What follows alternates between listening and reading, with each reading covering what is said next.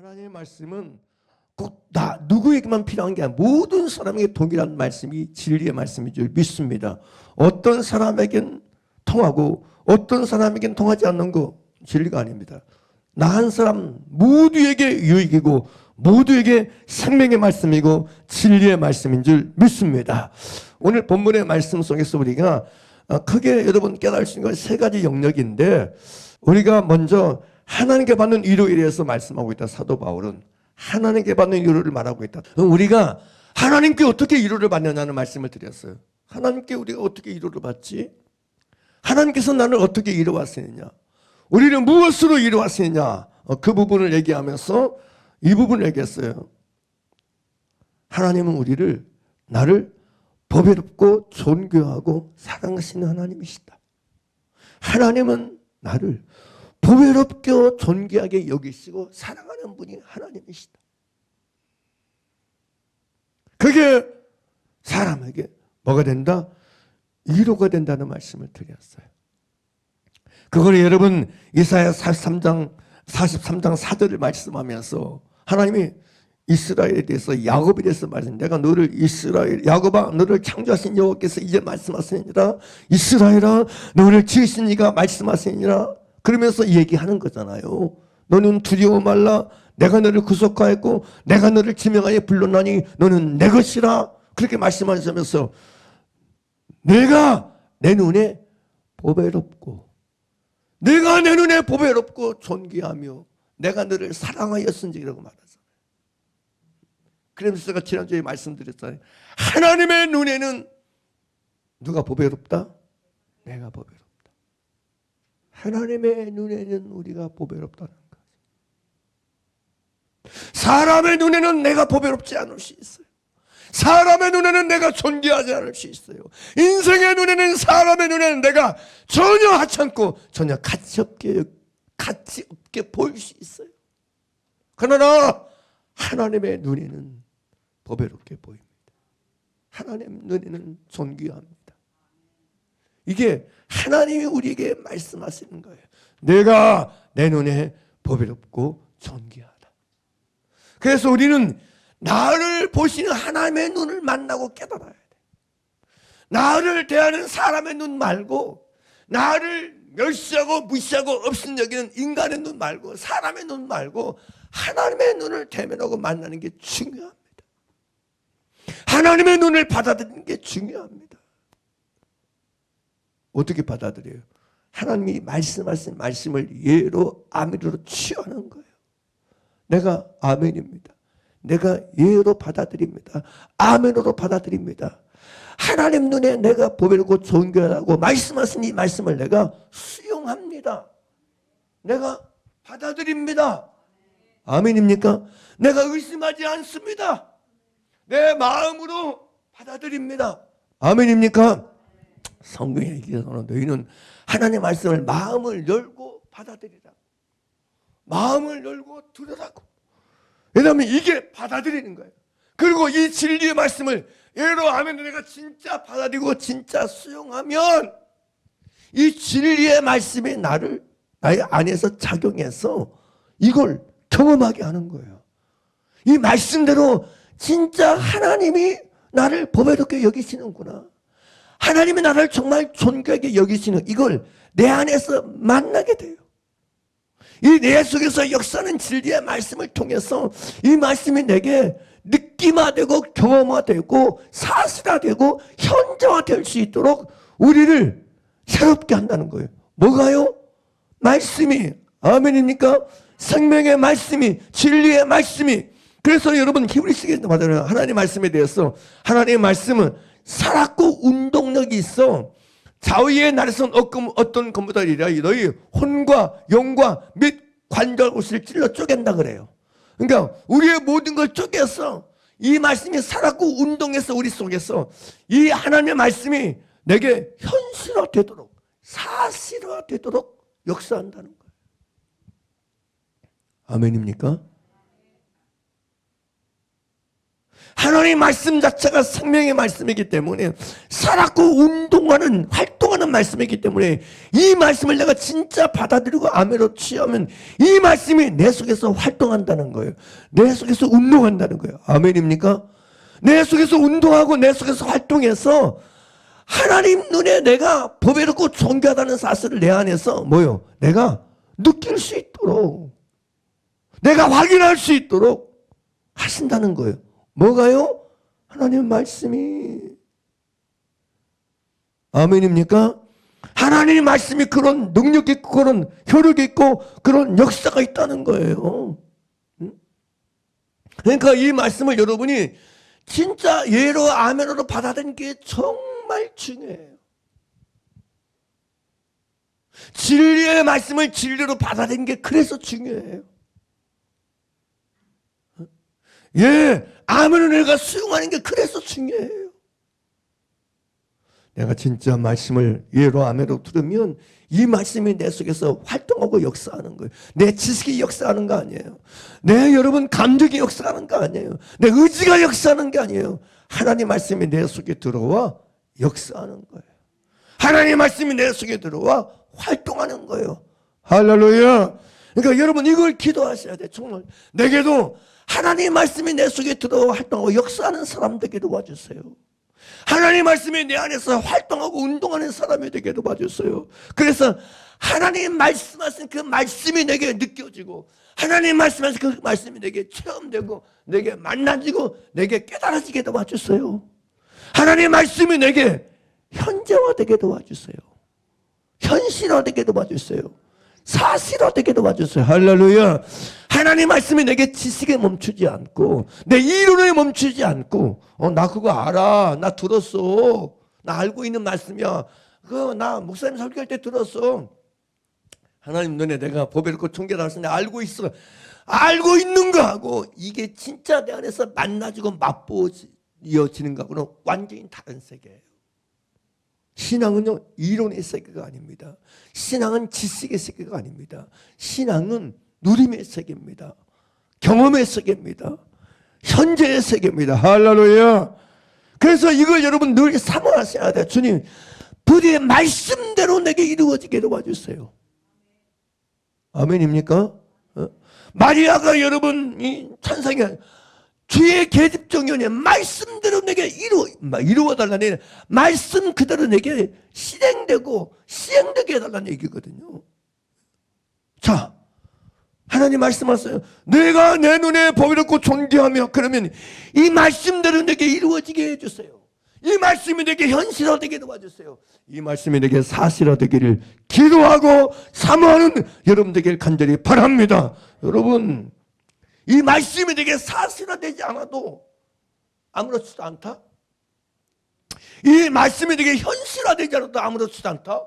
그러니까 예식자가 되는 것이고 그러니까 종교인 되는 거예요. 그냥 교회만 다니는 사람 되는 거예요. 그러니까 교회만 다니는 사람이 되는 거지.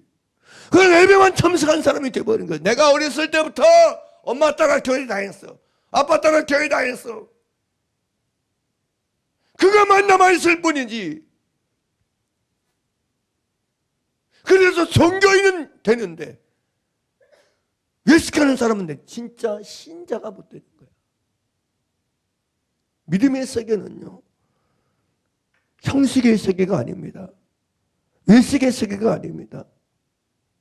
어떤 종교적인 형식이나 종교적인 습관이나 습성을 따르는 세계가 아닙니다. 진리의 세계, 하나님의 세계, 믿음의 세계는 하나님 말씀이 내게 이루어지는 세계입니다. 하나님 말씀이 내게 성취되는 세계입니다. 할렐루야. 말씀대로 내게 느껴지고 말씀대로 내게 경험되고 말씀이 현실화되고 현재화되고 사실화되는 거 그게 믿음의 세계고 신앙의 세계인 걸 놓치지 말길 간절히 바랍니다. 그래서 우리 이걸 위해서 기도해야 돼. 계속해서 기도하셔야 돼. 부디 주의 말씀이 오늘 예배 속에서 내가 들은 바 이 말씀이 내게 사실화되게 해주세요. 진짜 내게 이루어지게 해주세요. 이 말씀대로. 아무리 내가 내가 내 눈에 보배롭고 존귀하다는 말씀을 들은다 한들 이것이 내게 느껴지지 못하면, 이게 내게 만나지고 맛보지지 못하면 나와 상관없는 말씀일 뿐인데요. 하나님 아버지, 나를 불쌍히 여겨주셔서 이 말씀이 내게 알아지게 도와주세요. 느껴지게 도와주세요. 맛보아지게 도와주세요. 기도하셔야 돼요. 진짜 기도하셔야 돼요. 이게 맛보아지기 못하고 아니하고 이게 느껴지지 아니하면 진짜로 이거 보세요. 누가 나를 무시한 건 잘만 느껴져. 이 남편이, 이 아내가, 이 부모가, 이 형제가 나를 무시하고 나를 멸시하고 나를 없애적인 건 느껴져. 근데 하나님이 나를 보배롭고 존귀하게 여기는 건 안 느끼고 안 만나지니까 이걸 이겨내지 못하는 거야. 사람이 나를 무시하고 없애적이는 걸 건너뛰지 못해. 그냥 누가 좀 하면 팍 터져. 뭐가 터져요? 성질이 터져. 감정이 터져. 폭발해. 왜 그러냐? 여러분, 하나님이 나를 보배롭고 존귀하게 여기신 게 내게 느껴지고 내게 인식되고 의식되고 만나지고 맛보아지고 사실이라도 현재라도 있으면요, 사람이 나를 무시해도 괜찮아. 그까짓 거 아무 영향이 없어. 영양가가 없어. 영향 안 받아. 믿습니까? 원리가 그렇습니다. 원리가. 할렐루야. 원리가 그렇다고요. 사실이 그렇다고요.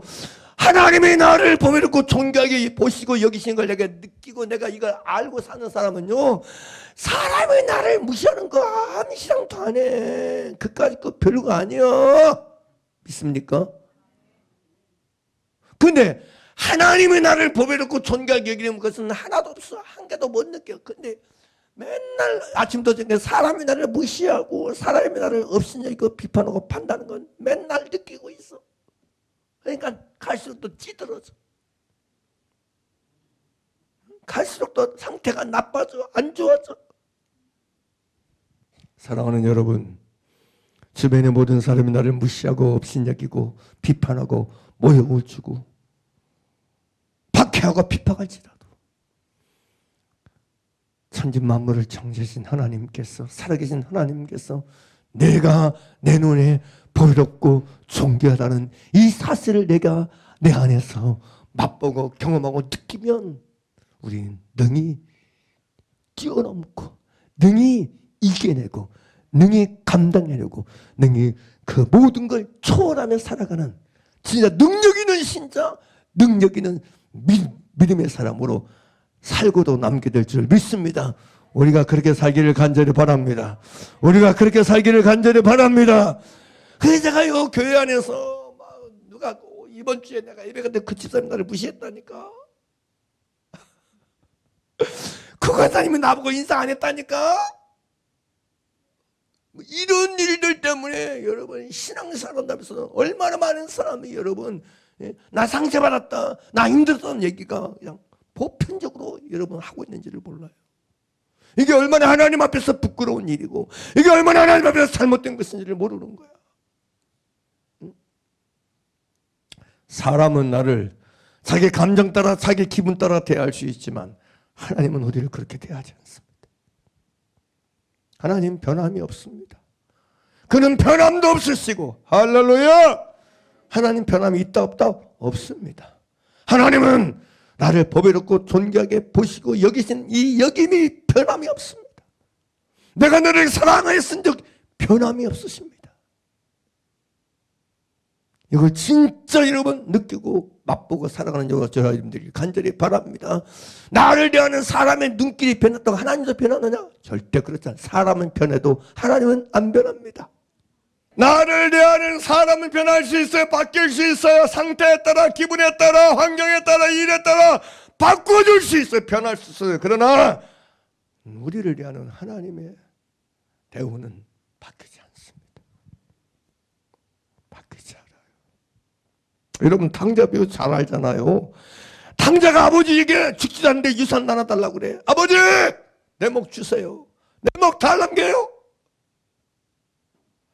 그러니까 여러분, 아버지가 당자에게 자기 목 쳤어. 그러니까 몇 날이 못해 그거 다 팔아가지고 나가버려. 이미 생각이 있었지. 나 집단할 거야 아버지. 빠이빠이. 나갔어. 그래 여러분, 창조변형 방탕에 다 지내. 있던 거 다 허비해. 그러니까 여러분, 다 사람도 다 떠났어. 돈 없으니까 다 떠나지. 당연하지.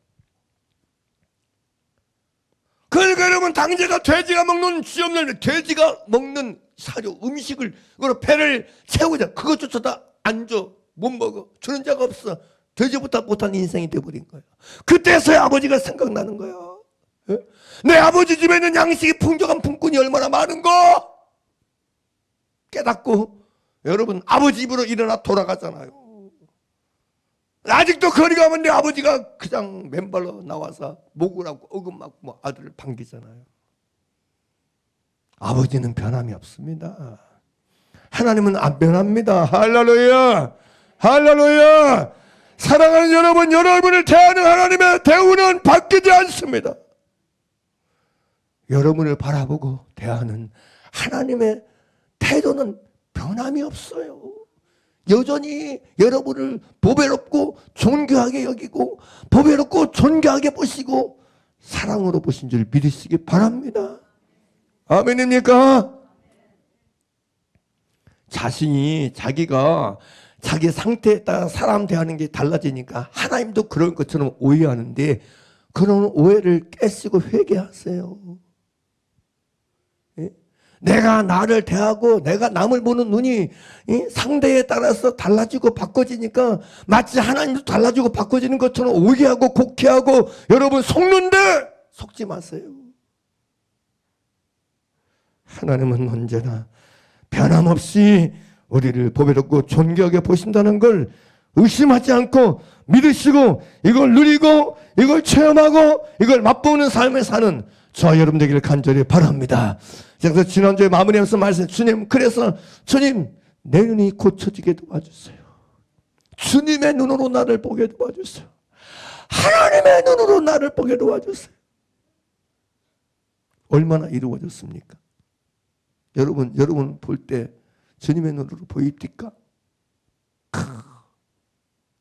거울 보면서 와, 보배롭고 존귀. 하나님의 눈으로, 하나님의 마음으로 내가 보여져요. 내가 만나져요. 이 나를 하나님이 보배롭게 보신다고, 존귀하게 보시는 거 내가 압니다. 내가 느낍니다. 내가 만납니다.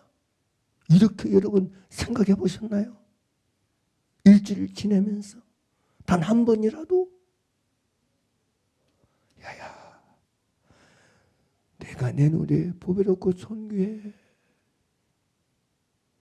나를 보시는 아버지의 눈이 내 안에서 느껴지고 내 안에서 깨달아지고 내 안에서 의식되고 내 안에서 만나지던가요. 이게 진리의 세계고 이게 믿음의 세계거든요. 적어도 우리에겐 지난주에 이 말씀을 듣고 우리가 기도해서 이걸 좀 생각이 있었어야 돼. 바뀌었는가? 내가 나를 보는 눈이 바뀌었는가 안 바뀌었는가를 점검해 봐야지. 내가 나를 대하는 눈이 곱지 못해. 자기가 자기를 보는 눈이 너무 곱지 못해. 오늘 여러분 사람들이 너무 안 고와, 안 예뻐. 자기를 보는 눈이 비판적이고 정죄적이야. 자기를 대하는 마음이 비판적이고 정죄적이고 업신여김이야. 이게 다 악한 것들이 프레임이 씌워져서 그래요. 사람들이 나를 대하는 태도와 눈길에 여러분 길들여져 가지고 세뇌가 되어 가지고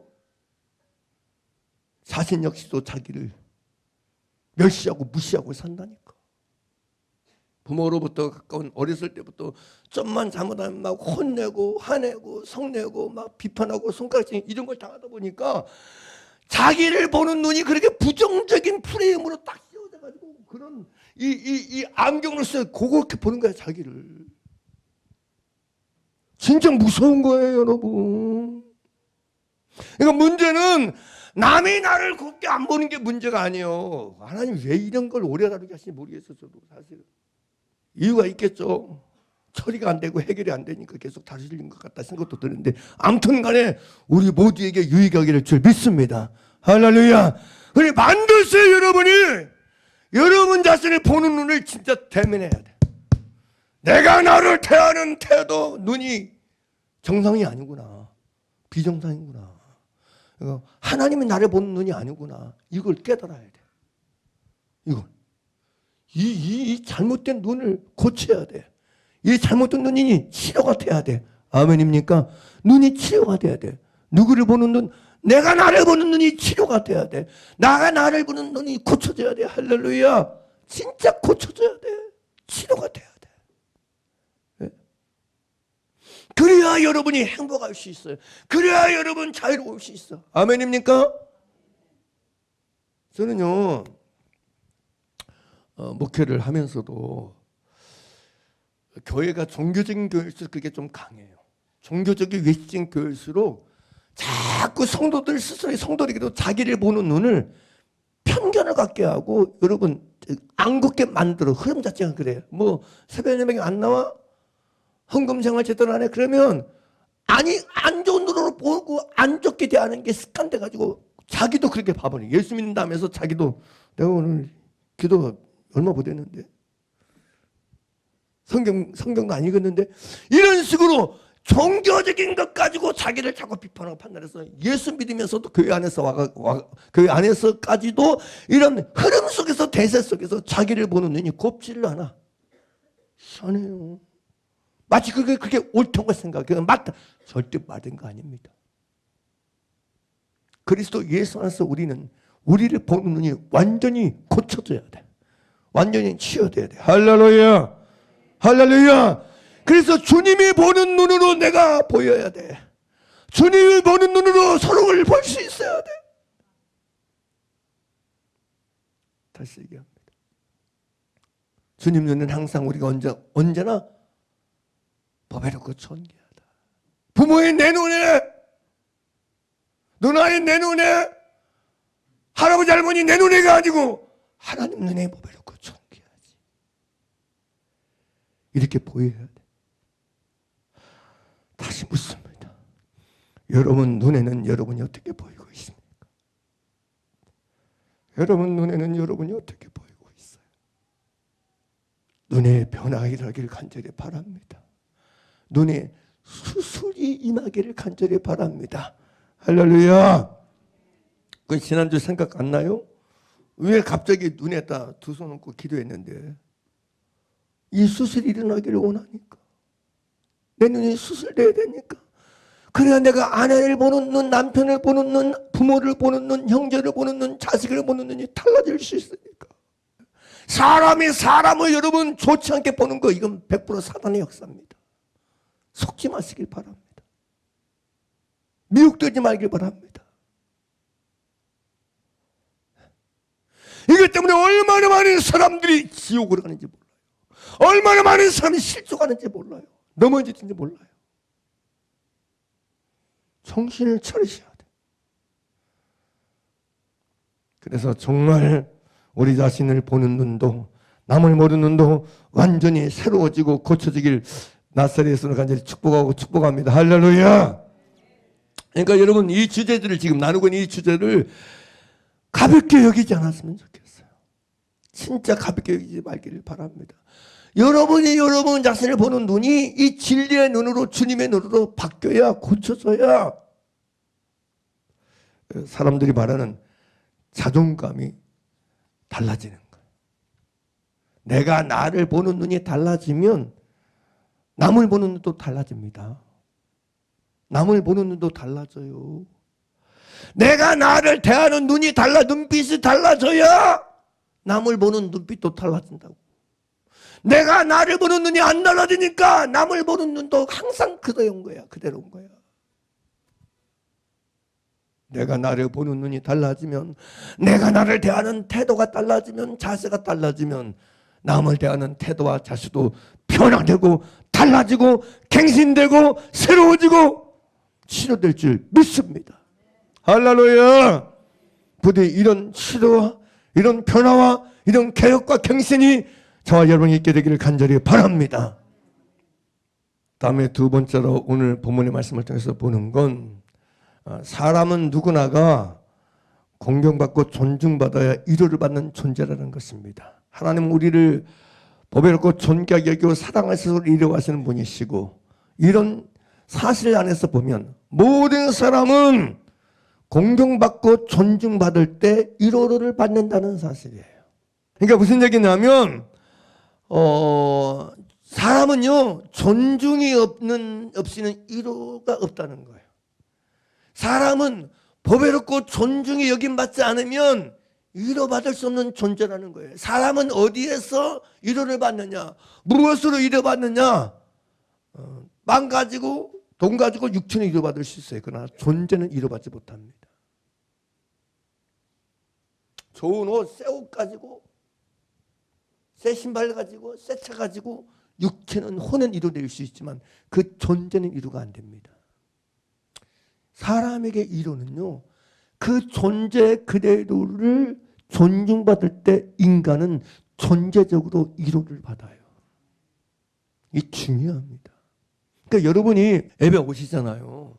주일 예배 오셔서 이걸 느껴져야 돼요. 아, 주님이 이 시간 내 허물 많고 죄덩어리고 약덩어리고 이건 진짜로 볼 수도 없는 쓸모없는 상태인 나를 주님이 나를 영접해 주시네.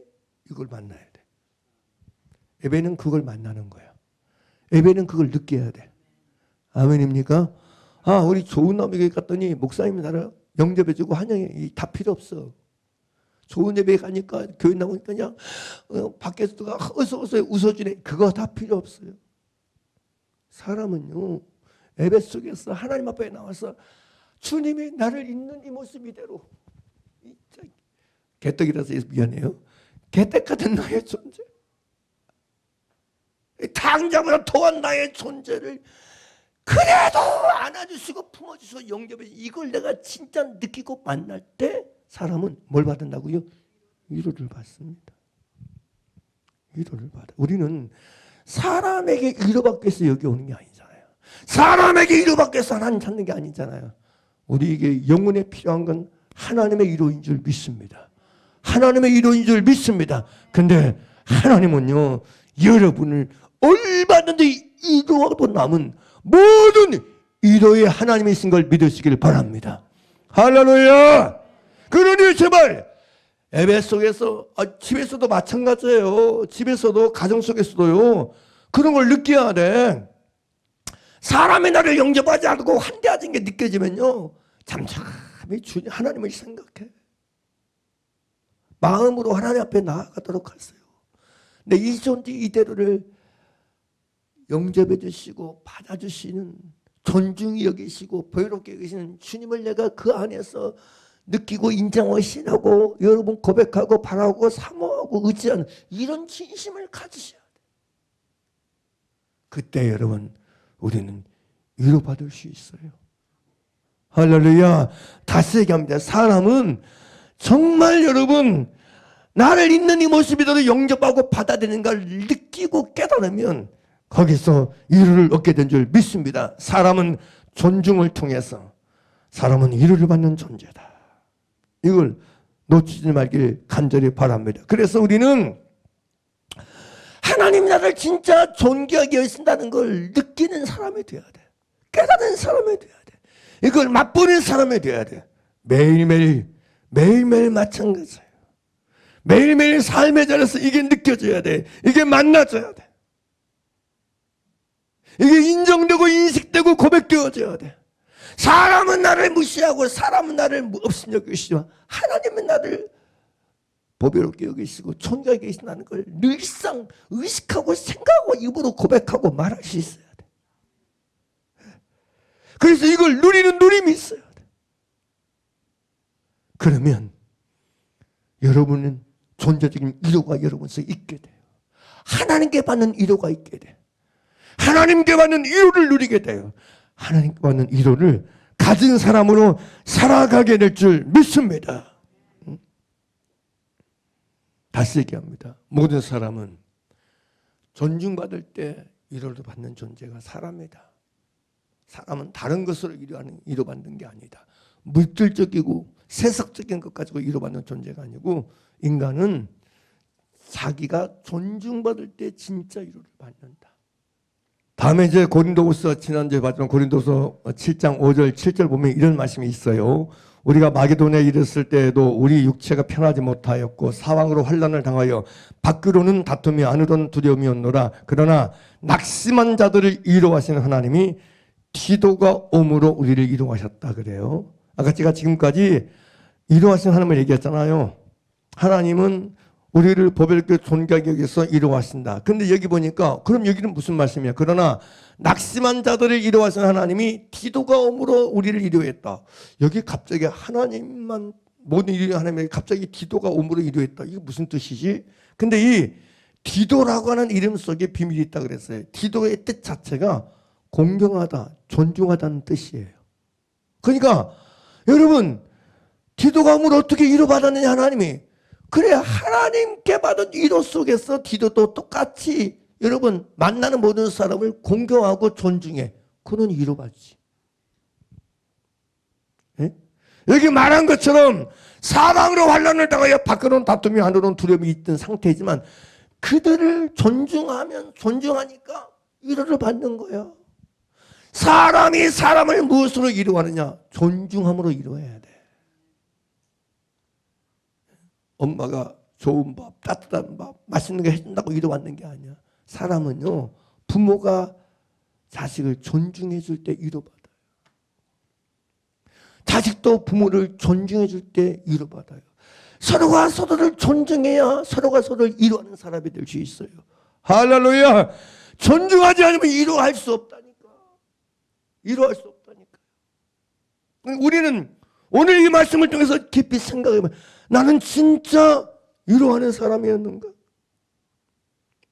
나는 진짜 존재 그대로 존중해서 위로를 주는 사람이었는가? 나는 내 아내를 위로하고 남편을 위로하고 자녀를 위로하고 부모를 위로하고 형제를 위로하는 왜 내가 위로하지 못했지? 이유가 뭐였지? 원인이 뭐였지? 알고 싶습니까? 딱 여기입니다. 딱 이게 핵심입니다. 존중하지 않으니까 안 되는 거예요. 존중하지 않으면 인간은요 위로받을 수 없습니다. 여러분이 누군가를 위로해주기를 원하십니까? 존중하십시오. 존중해줘야 돼. 존재 그대로를 존중해줘야 돼. 존재 그대로를 여러분 귀하게 여기셔야 돼. 가치 있게 여겨주셔야 돼. 할렐루야. 그게 비밀이고 그게 방법임을 잊지 말기를 간절히 바랍니다. 베드로 사도는 베드로전서 4장 10절에서 각각 은사를 받은 대로 하나님의 여러 가지 은혜를 받은 선한 청지기같이 서로 봉사하라고 해요. 서로 봉사하라는 얘기는 서로 여러분 자기에게 받은 은사를 잘 활용해서 서로가 서로를 섬기라는 거예요. 봉사하고 종노릇하고 이런 뜻이에요. 집사 노릇하가 이 뜻이에요. 존중함을 통해서 봉사하는 거예요. 서로가 서로를 존중하는 게 서로가 서로에게 봉사하는 거예요. 믿습니까? 존중하지 않고 무시하고 멸시하고 화내고 손가락질하고 정지하는 건 봉사하는 게 아닙니다. 서로 싸우는 거지. 서로 다투는 거지. 서로 전쟁하는 거지. 봉사하는 게 아니에요. 아내가 남편에게 봉사하고 남편에게 어떻게 봉사하느냐? 서로 여러분 존중하는 걸 통해서 봉사하기 시작하는 거예요. 할렐루야! 이 비밀을 놓치지 말길 간절히 바랍니다. 그래서 우리는 무엇보다도 여러분 우리 안에서 서로가 서로를 존중하고 서로가 서로를 귀하게 여기고 서로가 서로를 보배롭게 하는 마음을 갖기를 계속적으로 지속적으로 기도하는 여러분 되기를 간절히 바랍니다. 아멘입니까?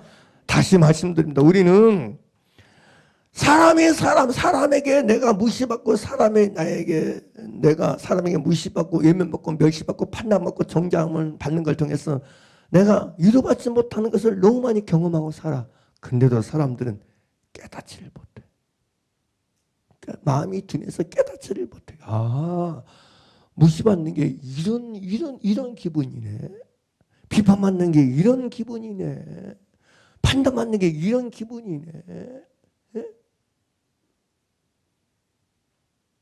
그래서 나를 돌아오면 내가 바뀌는 건데 이런 분별력이 없는 거야. 이런 지혜가 없는 거야. 자, 마태복음 18장 5절에서 10절에서 예수님이 이렇게 말씀하세요. 또 누구든지 내 이름으로 이런 어린 나이 하나를 영접하면 곧 나를 영접하면이 그래요. 그게 마태복음 18장 5절입니다. 이거 중요하니까 같이 읽죠. 시작.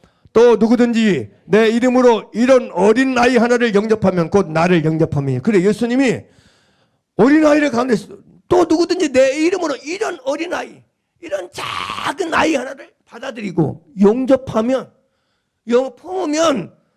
그것이 곧 나를 영접하는 거다.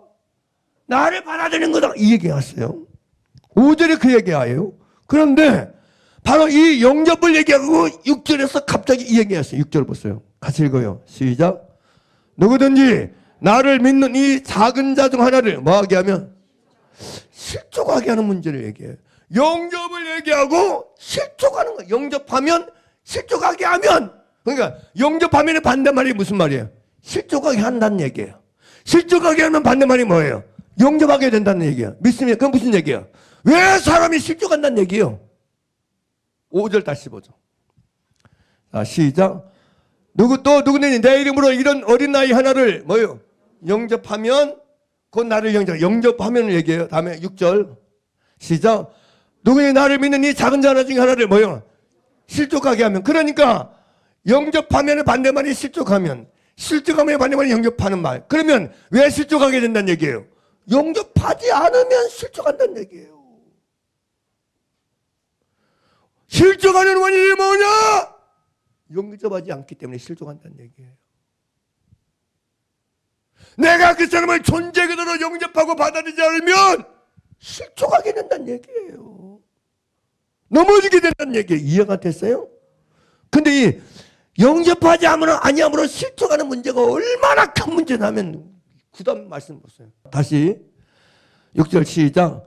누구든지 나를 믿는 이 작은 자 중 하나를 실족하게 하면 차라리 연자맷돌을 금옥에 달려서 깊은 바다에 뭐요? 빠뜨리는 것이 낫다 그래요. 얼마나 이 실족한 일이 큰 죄면요. 차라리 연자맷돌을 목에 달리고 깊은 바다에 던져버리는 게 낫다 이게요. 또 보세요. 세상에 화가 왜 일어난지 아세요? 7절 보세요. 성경 잘 보라니까. 성경을 그냥 보지 마시고요. 진짜 문장 그대로 단어 그대로 보세요. 자, 읽어보세요. 7절. 시작. 실족하게 하는 일들이 있음으로 말미암아 세상에 뭐가 있어요? 실족하게 하는 일들이 있음으로 말미암아 세상에 화가 있다 그래. 아까 실족하게 하는 일이 왜 일어난다고? 영접하지 않아서 사람을 존재 그대로 교회 안에서 그냥 영접을 안 해.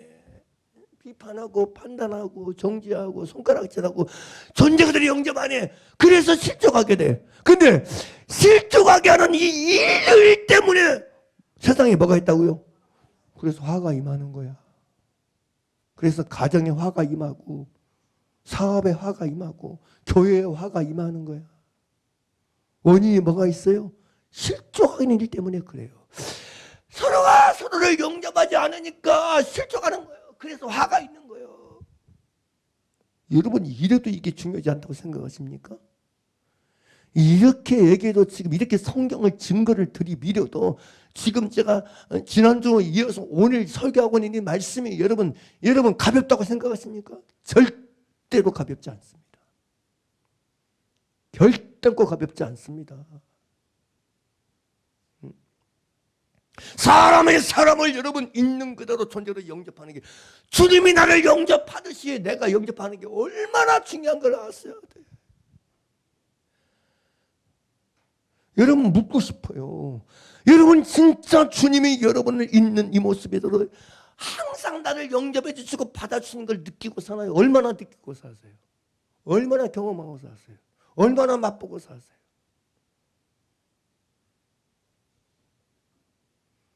우리가 누군가를 있는 그대로 뭐 다 외모 다 치우고 그 사람의 행동 다 치우고 말투 다 치우고 제발 말투 치우고 행동 치우고 외모 치우고 내 마음에 들고 안 들고 치우고 제발 존재 그대로 영접하길 바랍니다. 아멘입니까? 제발 그 사람 그대로 영접해 주세요. 제발 제발. 그래야 실족하는 일이 일어나지 않을 수 있어요. 얼마나 이 문제가 크고 크면 예수님이 말씀하잖아요. 너희가 이 믿는 자 중에 네가 영접하지 않아서 존재 그대로 받아들이지 않아서 실족하면 차라리 연접의 뜰을 목에 달리고 깊은 바다에 빠뜨리는 게 낫다. 실족하게 하는 일이 일어날 수 없다. 일어나지 않을 일이 없지만 그러나 실족하게 하는 일들 때문에 세상에 화가 있다. 그 얘기잖아요. 이 17절 말씀이 실족하게 하는 일들이 있음으로 말미암아 세상에 화가 있다. 실족하게 하는 일이 없을 수는 없으나 실족하게 하는 누구에게? 그 사람에게 화가 있다. 그 사람에게. 무서운 얘기예요, 사실은. 진짜 무서운 얘기예요. 사람들은요, 주님 나를 써주세요. 나를 사용해주세요. 나를 통해서 내 가정이 변화되게 도와주세요. 나를 통해서 저 사람이 깨지게 했어요. 깨지기는 어떻게 깨져? 영접을 안 하는데. 맨날 비판하고 판단하고 손가락질하고 있는데 어떻게 깨져? 어떻게 변화돼? 말도 안 되는 궤변인 거야. 내가 가끔 다 예를 들지만 예전에 어떤 분을 상담했어요. 남편에서 매일 철학기도 안 돼. 20년, 30년 철학이 돼. 남편 그대로. 이유가 뭔지 그 속에 남편에 대한 얼마나 비판과 정죄의 마음이 있는데 안 깨져. 하나님 쓸 수가 없어요.